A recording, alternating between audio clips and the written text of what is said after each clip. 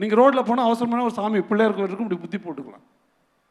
ஒரு அம்மன் கோயில் இருக்கும், கும்பிட்டுக்கலாம். எங்கேயாவது நீங்கள் ஒரு சிறுநீர் கழிக்க முடியுமான்னு சொல்லுங்கள். உள்ளே போனால் சிறுநீர் கழிக்க முடியாது. பொது கட்டண கழிப்பிடங்களில் வாந்தி தான் வரும். 1.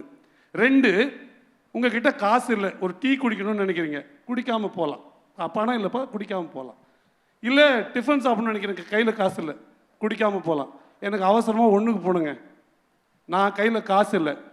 நான் அப்படி காசு இல்லைன்ற காரணத்துக்காக ஒன்றுக்கு போக முடியுமா? இன்னுமா அப்படி தானே இருக்கு. சென்னையில் சொல்லுங்க, நீங்கள் மனசாட்சியோட இந்த எல்லா பிள்ளைங்களும் ஒரு நேரம் இல்லை ஒரு போய் இருக்கு. நான் ஏன் சொல்ல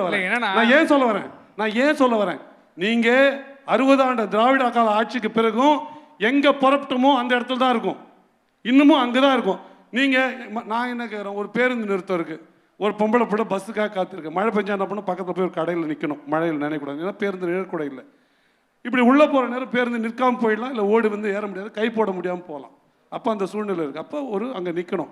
அங்கே நின்று ஒரு மழை பெய்யுதுன்னு வச்சுங்களேன், போகிற அந்த மழை பெய்கிற நேரம் ஒரு பொம்பளை பிள்ளைக்கு மாதவிடாய் காலம்னு வச்சுங்க, நனைஞ்சி போச்சு, அதோட மனசு எப்படி துடிக்கும்னு பாருங்கள். நான் என்ன சொல்கிறேன்னா, இன்னும் இந்த அடிப்படை விட்டே நம்ம தாண்டலைன்றேன். எந்த ஊரில் இருக்குன்னு சொல்லுங்கள். நான் இப்போ இது இங்கேருந்து நான் என்னோட கருத்தை பின்வாங்கிட்டு போயிடுறேன். இது அவமானமா இல்லையா? இது அடிப்படை இல்லையா? இன்னும் அடிப்படையை கூட நம்ம செலுத்திக்காமல் இருக்கோம். ஆனால் வளர்ச்சியை பற்றி பேசுகிறோம். அப்போ இது மாற்றம். இது அதே மாதிரி கான்ஸ்டியூஷனை திருத்தணுங்க, எத்தனை முறை வேணால் திருத்துங்க, 100 முறை திருத்துங்க. எல்லா திருத்தங்களும் எதுக்குங்க? மக்கள் நன்மையை நோக்கி தானே. இது எத்தனை முறை அவங்க ஆட்சி, எத்தனை முறை திருத்தினா என்ன? திருத்தல் என்ன சிக்கல்? தவறு இருந்தால் திருத்திக்க, 500 முறை இருந்தால் திருத்திக்க, 1000 முறை இருந்தால் திருத்திக்க. ஏன் இந்த அரசியலமைப்பு சட்டத்தை கிழிச்சு போட்டுட்டு புதுசாக கூட எழுதிக்கிங்க, தேவைக்கு தானுங்க, இது எழுதப்பட்டது தானுங்க. அப்போ இது எத்தனை முறை திருத்துறோம், யாருக்காக திருத்துறோன்ற பாயிண்டெல்லாம் இல்லை. தேவை இருக்கா இல்லையா, அந்த திருத்தம் மக்கள் நலன் சார்ந்ததா இல்லையா? சாலைகள் இருக்குல்ல, எத்தனை ஊர்ல பேர் அதாவது நீங்க வந்து அடிப்படை தேவைகளே நிறைய வந்து தாண்டல. அதான் இங்க வந்து பிரச்சனைகள் வந்து மடைமாற்றப்படுது, அஜெண்டா வேற மாதிரி செட் பண்றாங்க அப்படிங்கறத சொல்ல வரீங்க. இப்போ நான் கும்மிடிப்பூண்டி பகுதியில் போட்டியிடுறேன். பல 200 கிராமங்களுக்கு நான் பயணப்பட்டுட்டேன். எந்த கிராமத்துலையுமே ஒரு நிழற்குடையோட ஒரு பேருந்து நிலையம், தண்ணீர் குடி தண்ணீரோட இல்லை. நான் சொல்றது சத்தியம். தப்பா இருந்தா என்னை யார் வேணா எது வேணா பண்ணிக்கோங்க. 1. 2, பல ஊர்களில் பேருந்தே போகிறதில்ல. அங்கே என்ன சிக்கல் வருதுன்னா, பேருந்து போகலை, பிரதான சாலைகளில் மெயின் ரோட்டில் விட்டுட்டு போயிடுறாங்க. அந்த பொம்பளை பிள்ளைங்க ஸ்கூல் போயிட்டு வந்தாங்க, காலேஜ் போகிற பொம்பளை பிள்ளைங்க நிற்குது. ஊருக்குள்ளே 2 கிலோமீட்டர் நடந்து போகணும். போக வழியில் அங்கே போகிற வேனு இல்லை யாரோ ஒரு 2 சக்கர வாகனத்தில் போகிற தெரிஞ்சவங்கள கை போட்டு போகிறாங்க. தொடர்ச்சியாக அப்படி போகும்பொழுது அந்த பெண்களோட மனநிலைமை, அந்த கூட்டிகிட்டு போகிறவங்களோட மனநிலைமை என்னவா இருக்குது, அது என்ன மாதிரி பாலியல் சீண்டல்களுக்கு சிக்கல்களுக்கு கொண்டு போய் விடும். ஏன் 75 ஆண்டு காலுக்கு பிறகு நம்ம ஊருங்களுக்கு, நான் கும்மிடிப்பூண்டி எங்கே இருக்குது, சென்னையிலேருந்து 50வது கிலோமீட்டரில் இருக்குது. இந்த உலக பெருநகரங்களில் ஒரு நகரமாக இருக்கிற சென்னையிலேருந்து 50 கிலோமீட்டர் தான் இந்த லட்சணம்னா மற்ற இடங்கள்ல இருக்கும். இதில் என்ன வளர்ச்சி வந்து என்ன பிரயோஜனம்னு நான் கேட்குறேன்.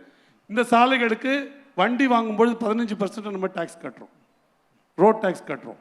பெட்ரோல் போடும்போது செஸ் கட்டுறோம். ஆனாலும் ஒன்று ரோடு இல்லை, ரோடு இருந்தால் நான் பணம் கட்டி போக வேண்டியது. இது என்ன அவல நிலைமை? நான் 2 தடவை கட்டியும். இப்போ இதெல்லாம் வலிக்கிறது. இதெல்லாம் தான் மாற்ற வேண்டிய பிரச்சனையை தவிர இங்கே ராக்கெட் விடுறேன், நான் ரங்கராட்டினம் சுற்றுறேன் தேவையில்லாத வேலை. ஓகே, தமிழ்நாட்டில் போது திராவிட முன்னேற்ற கழகத்தில் மு.க. ஸ்டாலின் மீண்டும் ஆட்சி அமைக்கணுன்றது ஒரு நரேட்டிவ். அந்த நரேட்டிவை திசை திருப்புவதற்கு இந்த பாலியல் பலாத்காரம், பெண்கள் பாதுகாப்பு இல்லைன்னு சொல்கிறாங்க. தேசிய குற்றாவண காப்பக அந்த அறிக்கையை படிச்சீங்க. நீங்க இல்ல இப்போ நீங்க புதுசா ஒன்று சொன்னீங்கன்னா அதுக்கு எல்லாரும் பதில் சொல்ல ஆரம்பிப்பாங்க. பதில் சொல்றேன். இல்ல குற்ற ஆவண காப்பக அறிக்கையை படிச்சா அறிக்கையை படிச்சீங்கன்னா top 10 states highest crime against women வந்து தமிழ்நாடு கிடையாது. ஃபர்ஸ்ட் ஸ்டேட் உத்தரப்பிரதேசம், மத்திய பிரதேஷ், ராஜஸ்தான், ஹரியானா, இப்படி தான் போதே தவிர தமிழ்நாடு கிடையாது. 1. 2வது, வளர்ச்சியே இல்லைன்னு சொல்றாரு. 1947 இந்தியா எப்படி இருந்தது? ஆர்கே சண்முகம் செட்டியார் பட்ஜெட் தொகை 140 கோடி. இன்னைக்கு 40 லட்சம் கோடிக்கு மேல பட்ஜெட் போடுறாங்க ஒன்றிய அரசு. 40 லட்சம் கோடி போட்டு எனக்கு பாத்ரூம் இல்லைன்னு நான் சொல்றேங்க. நாடு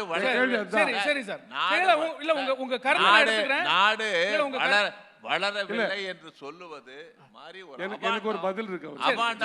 சின்ன பதில் தான். நாம் தமிழர் கட்சியை பொறுத்தவரை அதாவது நடைமுறை சாத்தியம் இல்லாத கருத்துக்கள், நிறைவேற்ற முடியாத கருத்துக்கள். அதனால அவங்க என்னன்னா ஒவ்வொரு தேர்தலையும் நின்று தோற்பதற்காகவே ஒரு கட்சி நடத்துறவங்க நாம் தமிழர். இல்ல அவங்க அதை பயிற்சின்னு சொல்றாங்க, அதை விட்டுருங்க. இல்ல இல்ல சார் இல்ல கொஞ்சம் இல்ல நம்ம எல்லாத்தையும் ஒரு குயிக்கா ஒரே நிறைவு கருத்து கேட்டு முடிச்சுக்கலாம். ஏமாற்றுவதற்காக, மக்களை ஏமாற்றுவதற்காக பணம் கொடுத்து ஜெயிப்பது தான் சரினா, நாங்கள் பணம் கொடுக்காமல் தோற்கவே தயாரா